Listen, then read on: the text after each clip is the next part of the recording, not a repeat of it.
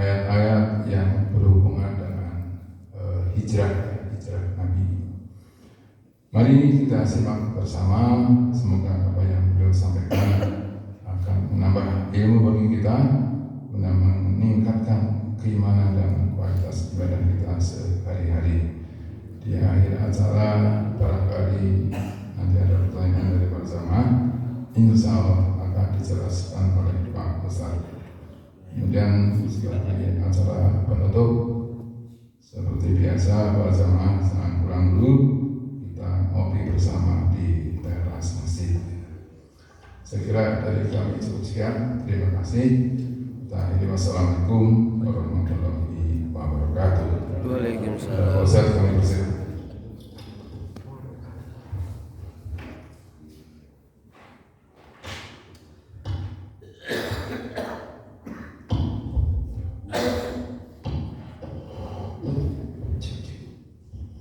Bismillahirrahmanirrahim. Assalamualaikum warahmatullahi wabarakatuh.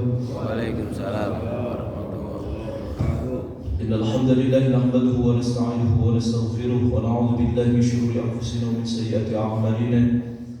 Man yahdihillahu fala mudilla lahu wa man yudlil falan tajida lahu waliyyan murshida. Asyhadu an la ilaha illallah wa asyhadu anna Muhammadan 'abduhu wa rasuluhu. Allahumma shalli wa sallim wa barik ala sayyidina Muhammad wa ala ali sayyidina Muhammad.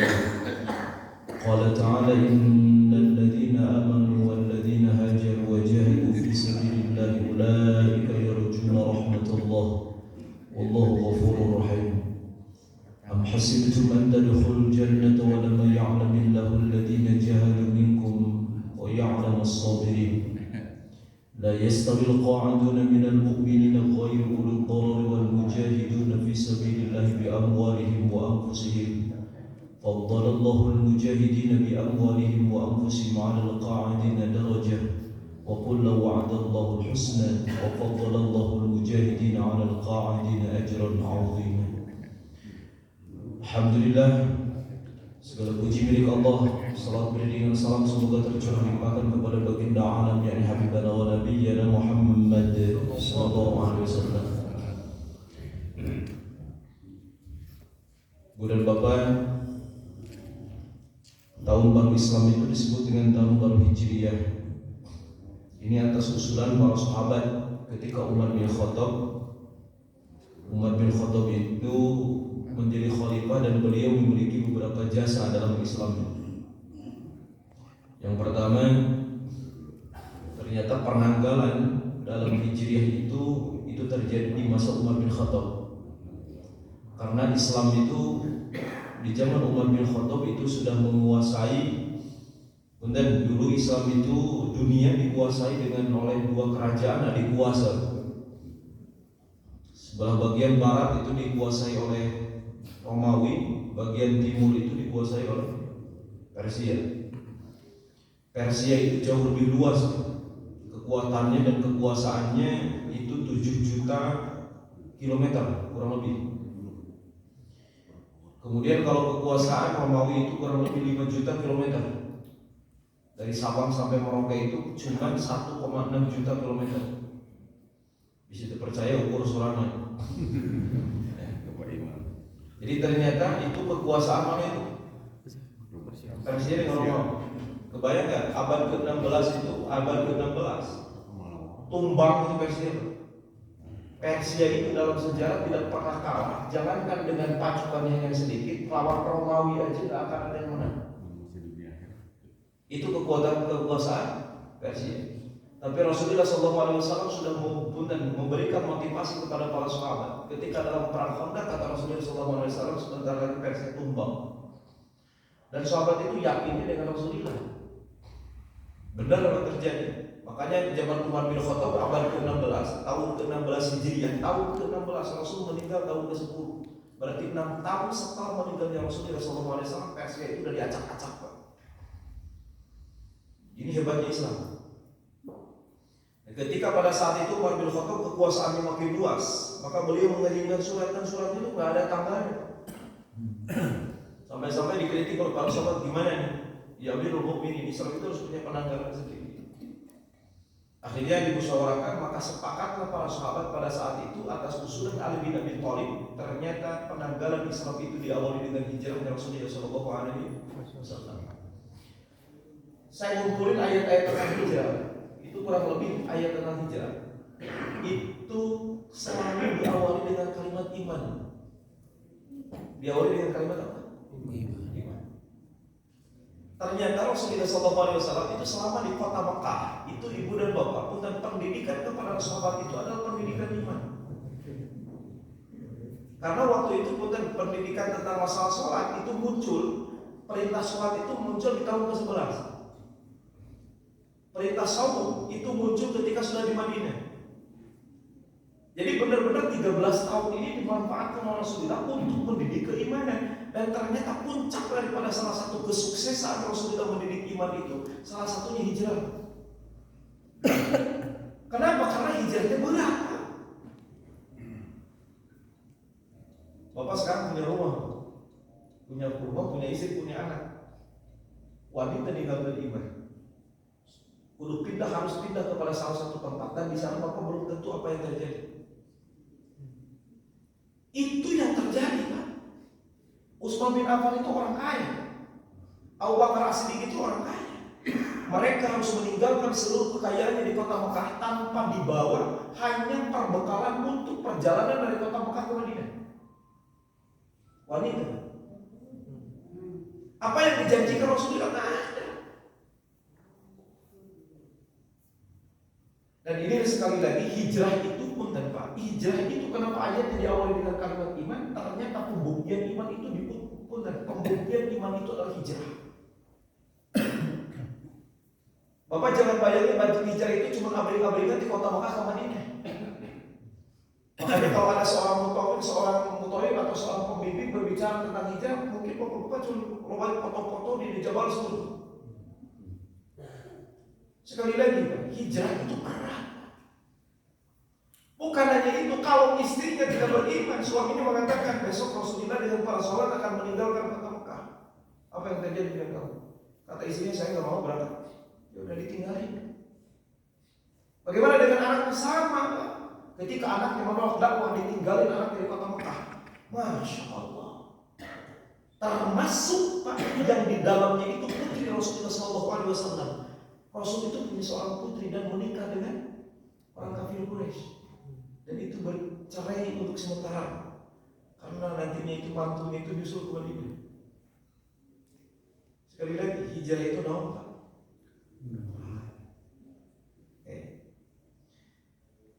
Yang kedua, Rasulullah SAW itu menawarkan konsep tentang agama adalah agama tentang persamaan. Dan tidak ada ini, wah itu ditolak secara kultur di mana. Kebayang Pak Rasul menawarkan orang miskin, orang hamba, seorang hamba saya.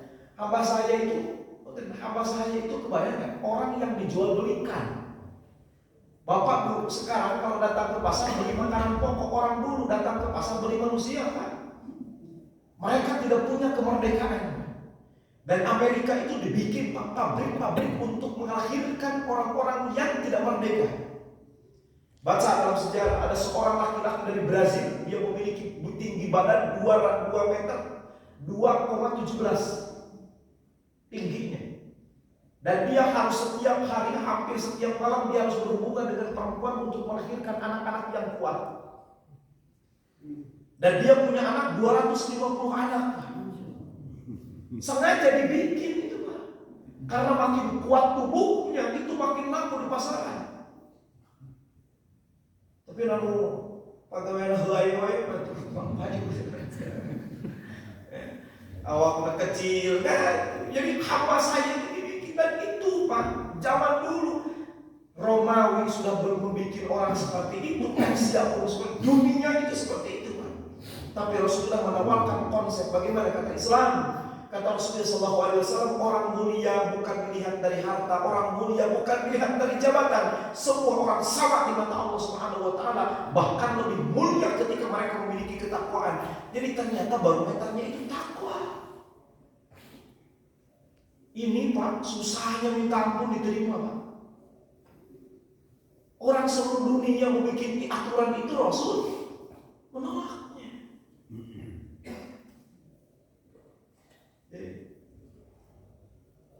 Mantan budak Bilal bin Rabah, jadi muadzin. Ketika terjadi Futuh Mekah, naik ke atas Ka'bah, kata Rasulullah, Bilal adzan. Baik ya Rasul. Karena adzan itu disunahkan di tempat yang tinggi. Nggak ada, Pak. Tiba-tiba kata Rasulullah, naik ke atas Ka'bah itu. Naik, Pak. Bilal bin Rabah. Orang kafir Quraisy yang baru masuk Islam kan, mereka masuk Islam.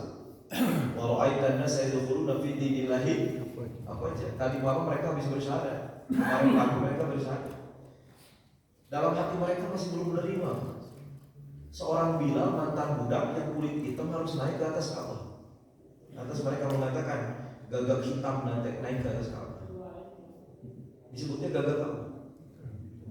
Itu cemoohan mereka. Tidak terdengar mungkin oleh Bilal, tapi Allah Maha mendengar. Allah langsung menurunkan ayat karena kejadian itu. Allah gak senang, Pak, dengan orang-orang yang pada saat itu Bilal bin Rabah diturunkan ayat, ya ayuhan nas inna khalaqnakum min dzakarin wa untha, apa ya? Wa ja'alnakum syu'uban wa qabaila lita'arafu inna akramakum 'indallahi. Kalimat itu.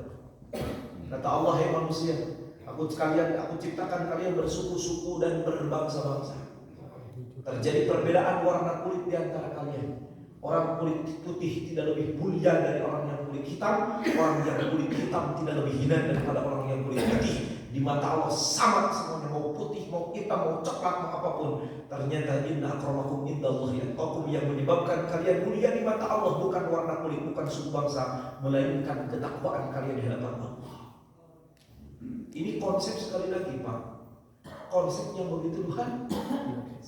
Yang kedua, konsep Rasulullah SAW menawarkan kebahagiaan yang hakiki. Siapapun yang mau beramal, kata Rasulullah SAW, Allah tidak pernah memberikan jaminan kaya di dunia enggak. Anda masuk Islam, apa jaminannya surga? Punten Anda masuk Islam, jaminannya mengerti, Pak. Tapi kata Rasulullah, Anda masuk Islam, apa jaminannya? Aku tawarkan Anda sebuah tempat yang jauh lebih mulia di mata kamu, yaitu surga. Ternyata Rasul sedang memberikan konsep, ternyata kebahagiaan dunia itu hanya semu dan sebentar. Makanya Pak, orang kaya turun gunung ketika mereka masuk Islam. Yang tadinya mereka nggak mau mengetuk pintu-pintu, mereka diam saja. Tapi ketika mereka mendapat konsep ini, mereka turun, Pak, ngetuk satu pintu, ayo kita masuk Islam, ayo kita bersyahadat. Kenapa? Karena mereka ingin mendapatkan kebahagiaan yang luar biasa. Nah, jadi kebahagiaan yang hakiki itu di mana? Ini yang ditawarkan oleh siapa? Rasulullah. Dan kebahagiaan milik Allah, bukan milik manusia. Sehingga Pak, inilah sekali lagi konsep yang ditawarkan Rasulullah SAW. Pak, ada orang yang beriman banyak, alhamdulillah. Ada yang menolak lebih banyak. Dan ternyata konsep Rasulullah SAW itu menyentuh orang-orang yang kecil, orang-orang yang punya jabatan pun sama tersentuh dengan konsep Rasulullah SAW. Sekali lagi, ini konsep paling baru. Di mana waktu itu mereka belum pernah. Yang mereka tahu kebahagiaan itu dalam harta, kebahagiaan itu ketika punya jabatan. Awas bapak-bapak pun, dan kalau bapak masih hari ini memiliki konsep seperti itu, bahagia itu di harta, bahagia itu di jabatan, tapi Pak masih bebel konsep itu konsep jahiliyah. Bahagia kita ini pun ketika kita masuk bisa sujud melaksanakan perintah Allah, itu bahagia. Ketika Bapak Punten di tengah-tengah malam menggunakan lampu, Bismillahirrahmanirrahim, baca Quran, itu bahagia. Maka bahagia itu sumbernya di mana? Allah. Allah itu bisa bikin orang miskin tersenyum, dan Allah bisa bikin nangis orang kaya tanpa diambil hartanya sedikit. Allah mampu membuat orang pejabat nangis tanpa diberi pun dan tanpa dicopot jabatannya. Mampu kok Allah. Jadi apa itu bahagia? Sekali lagi, ini konsep yang ditawarkan oleh siapa? Dan kata Rasulullah, pengen bahagia? Pengen ya Rasulullah. Pilih, pengen di dunia bahagia, di akhirat celaka, atau dua-duanya. Kata mereka, ya Rasulullah saya pengen bahagia. Mobil khusus, banyak sahabat yang mengatakan, ya Rasulullah saya pengen bahagia di sana aja. Karena mereka tahu hidup di dunia ini hanya 60 tahun. Nih, ini dikasih waktu ini. Sementara kehidupan ini kita dilahirkan dan ini kita akan dimatikan oleh Allah Subhanahu wa Ta'ala. Dilahirkan dan dimatikan, itulah jalan kehidupan yang pertama. Setelah dimatikan akan ada kehidupan lagi, dan ini tidak ada ujungnya abadan-abadan. Itulah konsep yang ditawarkan Rasulullah SAW. Ada seorang pemuda, ganteng banget. Dia tertarik dengan konsep Rasulullah. Namanya Mus'ab bin Umair. Siapa namanya? Tertarik dengan dakwah Rasul. Mus'ab bin Umair itu, Pak, kata Rasulullah sebelum Rasul melihat Mus'ab bin Umair itu seorang pemuda, sebelum masuk Islam, dipuji sama Rasulullah. Aku belum pernah melihat potongan rambut seindah Mus'ab bin Umair. Ganteng Mus'ab bin Umair. Kalau dia menggunakan baju, maka baju yang dikenakannya adalah baju yang termahal yang ada di kota Mekah. Kalau dia lewat Mus'ab bin Umair, ini sebelum masuk Islam dia. Kalau Mus'ab bin Umair jalan, maka belakas jalan Mus'ab bin Umair akan diketahui. Ini di depan pasti ada Mus'ab bin Umair. Kenapa? Parfum yang digunakan oleh Mus'ab bin Umair adalah parfum yang termahal. Bisa cara apa ya? Apa parfum mahalnya di Arab? Bu, saya itu baru tahu orang Arab itu kalau umroh kan lagi sebelum ihram itu harus menggunakan apa? Pakaian, tapi bukan di pakaian, tapi di mana? Di badan. Indonesia paling jarang, cukup mani hukum misalnya. Mereka itu Pak, kalau mau umroh itu sebagaimana dicontohkan Rasulullah, itu Pak satu botol itu habis dipakai seperti mandi. Dan tahu harganya? Parfum yang dipakai oleh mereka itu sama dengan ongkos dari Indonesia untuk melaksanakan ibadah umroh harganya. Per mili semilinya antara 2 juta sampai 3 juta. 10 mili 30 jutaan. Orang Pak beli 100 real ya semua mahal. Bisi yang diantar ayo mau beli. Saya baru tahu ternyata ayat parfum bisa kayak gitu. Kenapa? Karena cerita dalam cerita Mus'ab bin Umair itu seperti itu. Parfum yang digunakan parfum Mus'ab bin Umair itu parfum termahal. Jadi sebelum masuk Islam itu Mus'ab bin Umair itu Pak secara kedudukan dunia apa yang kurang? Dia dicintai oleh ibunya dan dia pun mencintai ibunya. Apapun yang diminta oleh ibunya pasti Mus'ab bin Umair berikan. Dan begitu pun yang diminta oleh Mus'ab bin Umair, ibunya selalu memberikan anak mami dia Bapak. Masuk Islam, ketahuan Islamnya Mus'ab bin Umair.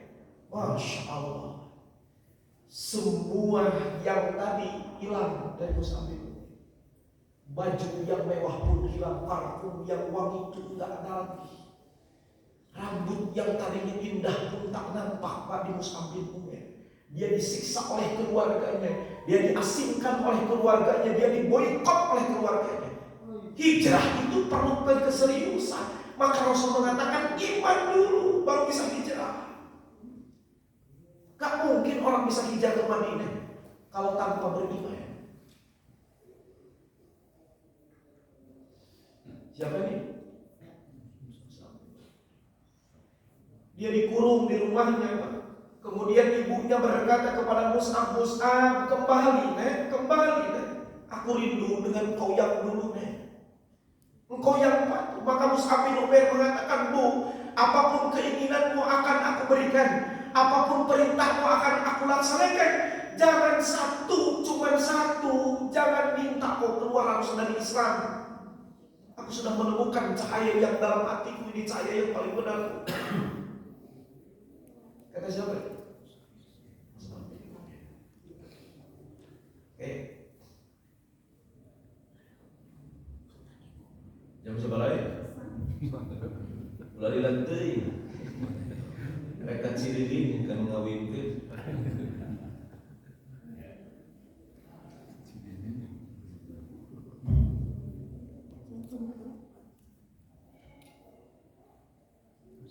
Mus'ab bin Umair, ibu dan bapak.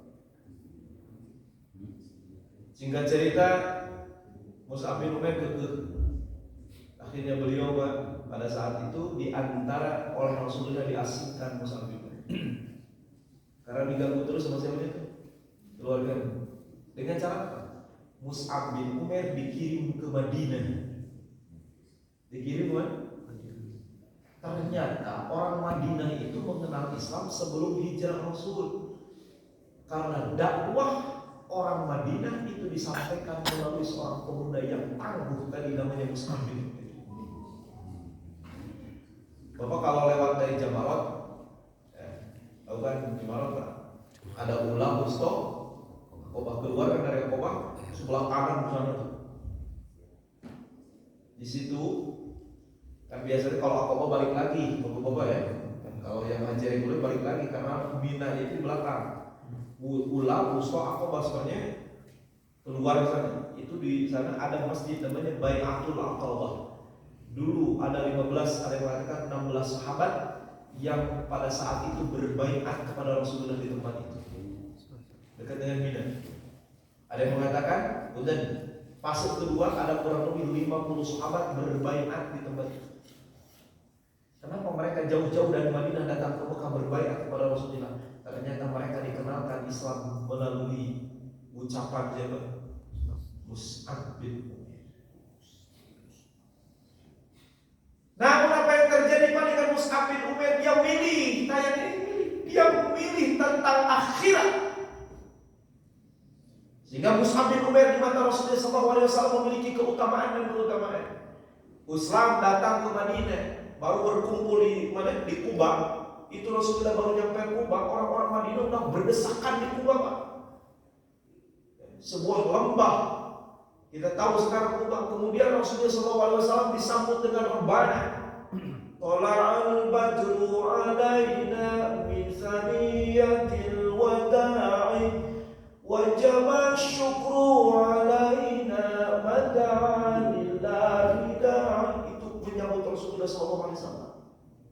Bergemuruh pada saat itu. Ternyata mereka bukan tanpa alasan. Mereka menyambut Rasul karena mereka udah Islam. Siapa yang mengislamkan? Namun di akhir hayatnya Mus'ab bin Umair ketika terjadi perang Uhud.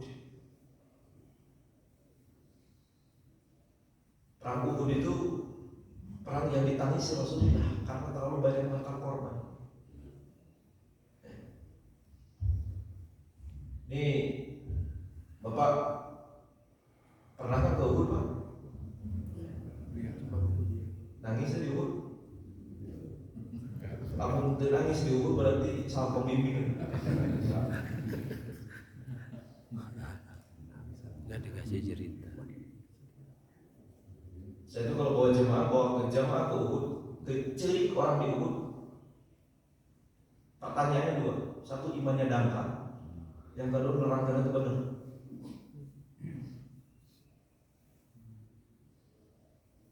Tidak ada alasan untuk kita, Pak. Kalau sudah di Uhud itu Masya Allah.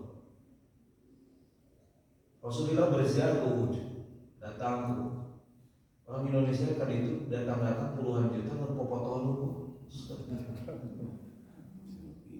Tak kali istighfar itu. Meski itu foto nanti pada tadi di rumah itu. Uhud itu tempat pengajian. Uhud itu adalah tempat yang dirindukan Rasulullah. Semua orang-orang yang bapaknya meninggal di Uhud itu menjadi kebanggaan bagi anak-anak. Perang Uhud itu perang di masa Rasulullah yang paling banyak makan korban. Sampai-sampai paman Rasulullah SAW namanya siapa? Sayyidina Hamzah itu dengan Rasulullah satu usia. Sayyidina Hamzah itu satu susuan pula dengan Rasulullah. Jadi maka secara emosi itu antara Rasul dan Hamzah itu kebayang. Makanya ketika Sayyidina Hamzah masuk Islam, diibaratkan Rasulullah SAW seperti terbang, saking bahagianya.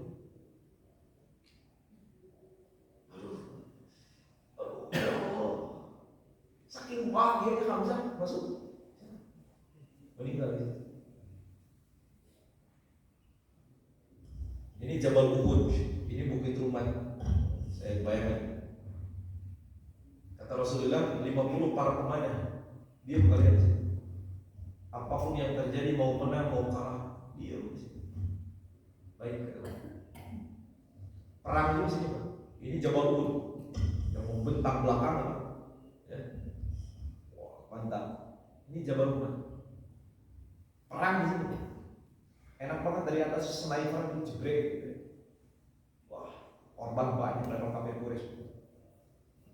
Di sini ada pemerhati perang, Khalid bin Walid. Cerdasannya luar biasa. Ini aset yang luar biasa. Namanya siapa? Wah, kata Khalid bin Walid, habis di pasukan. Maka dia memberikan komando, kata Khalid bin Walid, lepaskan seluruh barang bawaan kalian. Barang bawaan kalian. Pak, orang kaya kalau perang itu dibawa kekayaan. Tinggalkan kalian. Simpan barang-barang kalian. Tinggalkan, lari. Perang itu rata-rata orang bawa pedang 2. Pedang itu di mana? Harga pedang itu mahal. Bapak tahu pedang Rasulullah? Perang Ali bin Abi Thalib. Pedangnya siapa lagi? Datang ke Turki. Ada perang beberapa pedang sahabat, ternyata Masya Allah, saya pantesan mahal, bahan aja lain bahan biasa. Apalagi pedang Salahuddin Al-Ayyubi, pedang tertajam di dunia, tapi kayaknya kan. Jadi orang bapak lain mungkin harga pedang boleh 10 jutaan, disimpan semua, Pak. Lari mereka, umat Islam pada saat itu berebut ghanimah. Ghanimah itu sesuatu yang dihalalkan oleh Allah meskipun sumbernya haram. Meskipun sumbernya haram. Ada orang kafir mungkin jual beli barang haram, sangat mungkin. Tapi ketika ditinggalkan haram barang itu, jadi apa? Nah itu namanya apa? Berebut ghanimah Pak di situ. Itu ternyata terjebak dengan strategi Khalid bin Walid Bentor. Akhirnya ini yang berapa ini? Yang 50. Wah, kalau kita di sini dong habis. Turun. Mereka berdebat di antara mereka pada saat. Kata Abdullah sebagai pimpinan pasukan pemanah, diam kalian sebagaimana Nabi Rasulullah SAW. Ini perang udah menang, kita bakal habis lah. 40 turun, nyisa 10.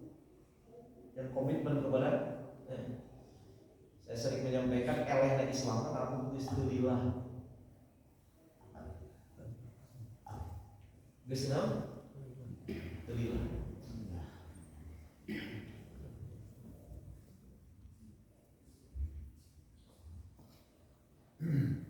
Saya sudah membicarakan ini, Pak. Alhamdulillah santri-santri saya itu termasuk santri yang pakloban imaman di Antapani jeung Arcamani. Antapani Arcamani itu hampir santri-santri saya. Nomor kedua, santri saya itu paklobannya tukang benci. Alhamdulillah, santri apa? Kamu Idul Adha hampir masjid-masjid sekarang itu.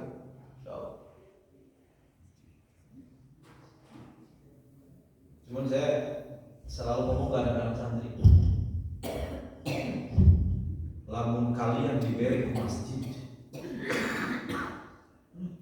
ulah pernah dilihat di sini. Soal bahaya. Lamun itu pakai ilmu ikhlas, bakal pilih-pilih jadwal. Masih diem berenya sekieu, mending mesti itu. Eleh umat Islam jadinya. Kunaon itu pak karya-karya zaman ayeuna punten para profesor. Bukan ilmunya sedikit, Tapi paling mungkin terbit bukunya hilang. Tapi pun tinggal di karyanya Imam An-Nawawi.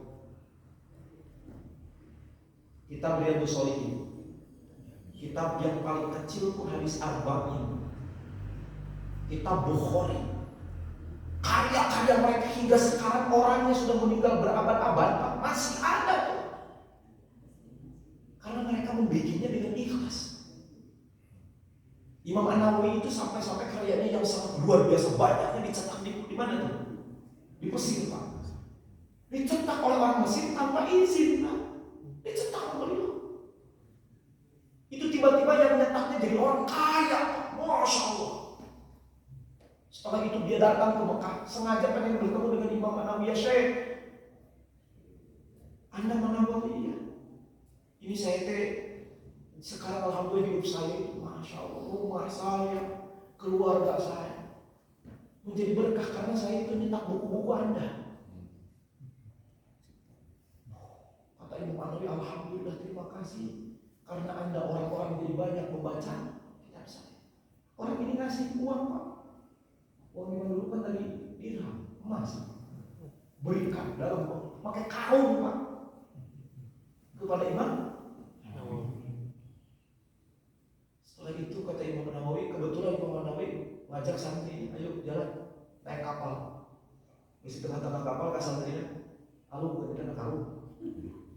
Gimana? Icul, cek santrinya namanya, ngurus luar bananya alung ke.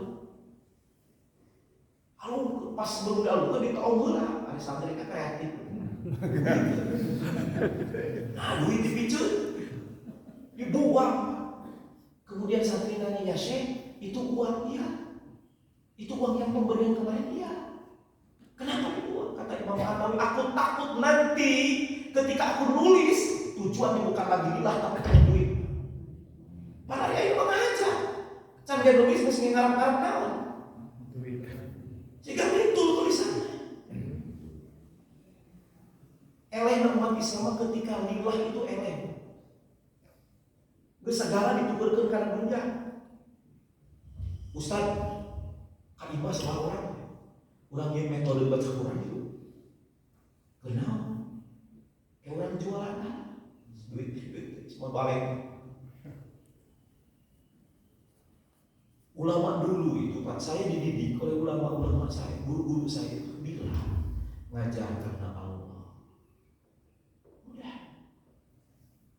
Dan sekali lagi biarkan yang itu datang sendirilah. Jangan diniatkan dari awal ngajak orang sekian kali sekian. Udah. Kenapa ulama-ulama yang jadi itu adalah pesantren-pesantren yang biasa? Teliti oleh Bapak.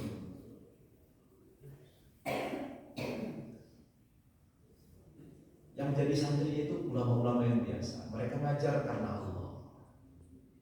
Makin pesantren lebih modern dulu. Asa hese alumni jadi ulama. Itu kritikan saya aja. Mau nerima mangga terbaik. Sekali lagi. Ketika lillah, nah ini perang Uhud itu belajar seperti itu. Lu tadi nak perangnya lillah itu jadi parabut nama Pak. Elek. Wah Allah, kebayang kan? Nih dari mana kekalahan mereka? Ini perang di sini, Pak. Kata Khalid bin Walid ketika umat Islam turun nih mobil khusus yang diawasi oleh Khalid bin Walid, ini para pemain karena ini sekali lagi kunci kemenangan umat Islam. Turun yang 40, kata Khalid bin Walid yang lari tadi, berhenti kalian, balik. Dari belakang bukit Jabal Rumah muncul pasukan yang tiba-tiba itu pasukan dipimpin oleh Khalid bin Walid. Umat Islam di tengah-tengah dihimpit dengan dua pasukan. Habis depan belakang mereka Allah.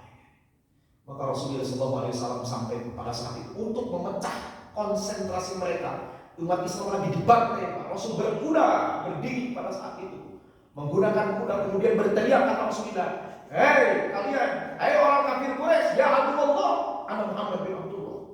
Saya Muhammad. Lari Rasulullah SAW, larinya itu ke Jabal Uhud. Kenapa Rasulullah naik pengecut? Bukan untuk memecah konsentrasi mereka. Akhirnya mereka apa? Mengejar Nabi Muhammad SAW. Kalau tidak, habis tuh sahabat. Cuma jumlahnya 700, musuhnya 3000, kebayang? Itulah perang. Ketika sudah terjadi peperangan pada saat itu, saya lagi menceritakan Mus'ab bin Umair. Kemuliaan yang Allah berikan kepada Mus'ab bin Umair di dunia sebelum Islam ternyata tak nampak ketika Allah Subhanahu wa taala mewafatkan Mus'ab bin Umair. Rasulullah melihat Mus'ab bin Umair menangis. Kemudian para sahabat bertanya, "Kenapa ya Rasulullah?" Ternyata para sahabat pada saat itu menutup jasad Mus'ab bin Umair. Kenapa ditutup? Tangannya hilang, tangan kirinya hilang, tangan kanannya hilang. Dia bersimbah darah. Dia adalah orang yang pada saat itu ditugaskan oleh Rasulullah SAW untuk memegang panji-panji Islam. Pasukan pemanah itu punya bendera, pasukan pasukan berkuda itu punya bendera, pasukan jalan kaki itu punya bendera. Mus'ab bin Umair diperintahkan kata Rasulullah, pegang bendera. Kemudian diangkat dengan tangan kanannya diapa? Potong. Diangkat dengan tangan kirinya pun dipotong. Beliau meninggal tidak memiliki tangan, ditutuplah dengan kain. Itu yang membuat Rasulullah menangis. Ketika kain itu ditarik ke kepalanya, maka nampak kakinya. Ketika ditarik ke kakinya, maka kepalanya pun nampak. Maka Rasulullah mengatakan, kata para sahabat, "Ya Rasulullah, apa yang harus kami lakukan?" Kata Rasulullah, "Tutup bagian kepalanya dengan kain itu dan tutup dengan rumputan bagian kakinya." Itu orang yang dulunya hidup mewah bergelimang harta. Jadi ternyata hijrah itu butuh pengorbanan. Islam itu perlu diperjuangkan. Hari ini kalau kita merasa cukup hidup dengan keluarga kita, sebarkan lagi Islam kepada orang-orang yang belum mengenal Islam. Ajak saudara-saudara kita yang belum pernah masuk ke masjid, jangan dibicarakan, doakan. Jadi ternyata hijrah itu perlu pengorbanan. Ya Allah, kalau ngomongin pengorbanannya siapa lagi? Abu Bakar As-Siddiq. Ketika hijrah, Abu Bakar As-Siddiq tampil selalu paling depan ketika Rasulullah SAW berhijrah.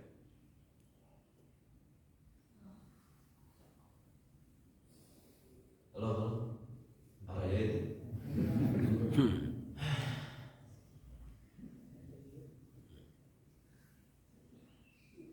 Abu Bakar As-Siddiq bukan hanya harta,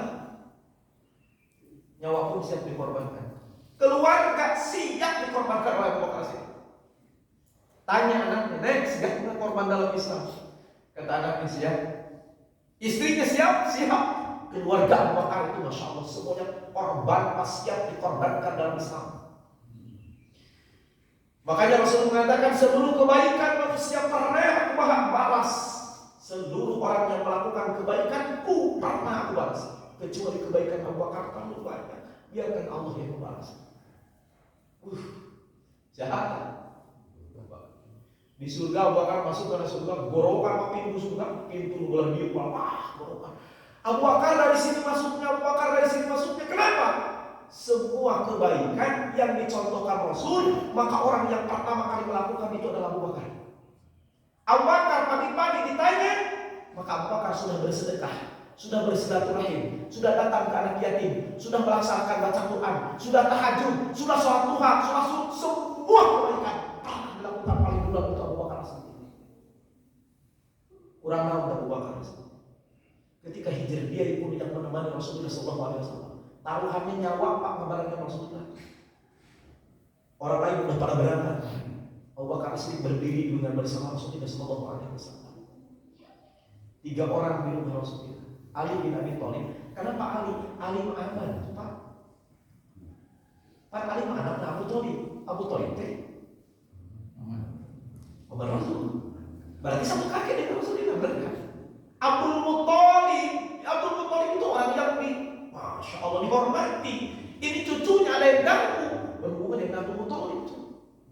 Makanya gak ada yang berani mengganggu Ali. Dibiarkan tertidur di sini. Rasul bersama dengan Abu Bakar keluar. dikepung rumahnya. Kalau ketahuan gimana? Naik ke Jabal Sur, berdua mereka sampai dipuji oleh Allah, idhuma fil ghari idh yaqulu li sahibihi la tahzan innallaha ma'ana. Ketika salah satu di antara mereka berkata kepada saudaranya, la tahzan innallaha ma'ana, jangan takut, Allah bersama dengan kami. Abu Bakar As-Siddiq menggigil pada saat itu. Kata Abu Bakar, aku tidak takut ya Rasulullah, aku tidak takut ketika nyawaku hilang, tapi yang aku takutkan engkau ya Rasulullah. Kurang tahu cinta Abu Bakar. Karena saya mengatakan keluarga, Pak, dan Jabal Sur itu naik itu 5 sampai 6 jam. Turun bisa 5 menit, loncat turun.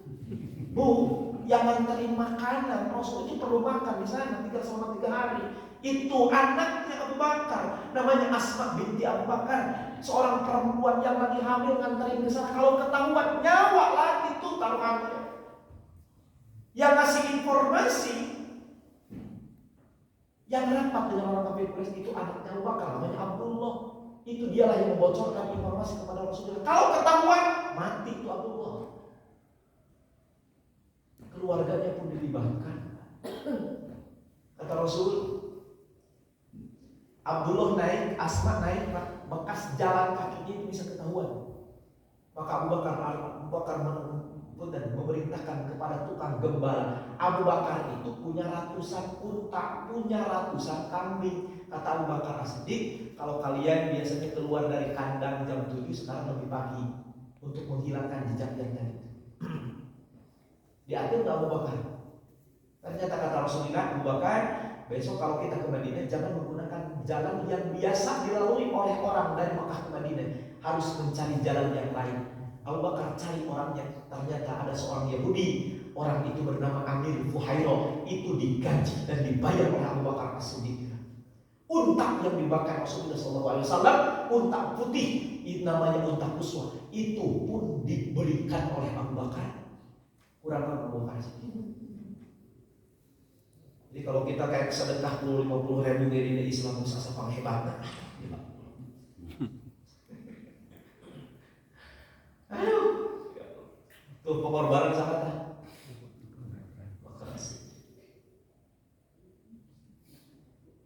Ini hijrah, semangat hijrah juga gitu.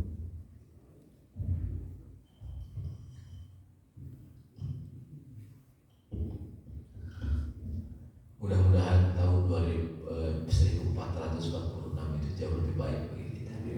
Amin. Mengawali hari ini, hari Ahad ini, tanggal 1 sekarang? 1 Muharram. Tepat banget ya. Insyaallah. Mudah-mudahan kita sekali lagi jauh lebih baik. Ya. Ajak saudara kita yang perlu mengenal hidayah. Ajak teman-teman kita berusaha terus. Ya. Kalau mereka menolak dakwah kita di pagi hari, datangi mereka di siang hari. Kalau mereka tidak menolak kita di siang hari, datangi mereka di malam hari. Kalau mereka menolak kita ketika kita kirim WA dan sebagainya, datangi silaturahmi. Kenalkan mereka supaya mereka hijrah di jalan Allah. Islam itu perlu disebarluaskan. Perlu disebar. Surga itu masih sepi kan? Luas surga itu. Insyaallah ketika kita alhamdulillah sudah beristiqomah menjadi ahli masjid, kenalkan sekali lagi supaya mereka senantiasa mengenal bagaimana indahnya Islam.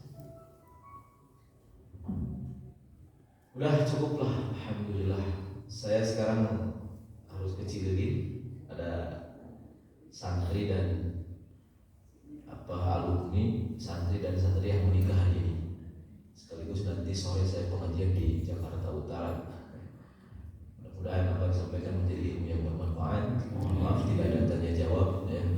Sekali lagi iman kita KWDWA wararabu berenang. Jadi hijrah itu sekali lagi pembuktian daripada iman kepada Allah. Ihdinas siratal mustaqim. Assalamualaikum warahmatullahi wabarakatuh. Waalaikumsalam.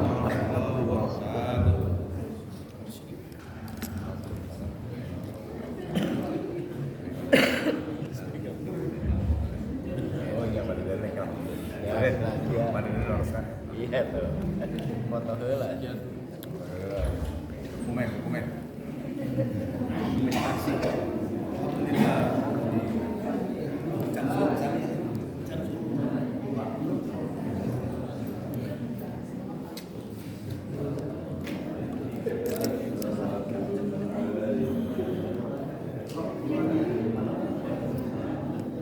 Asrofal badrun alam. Jadi, Taiwan oh bener ada sisa pong tapi itu.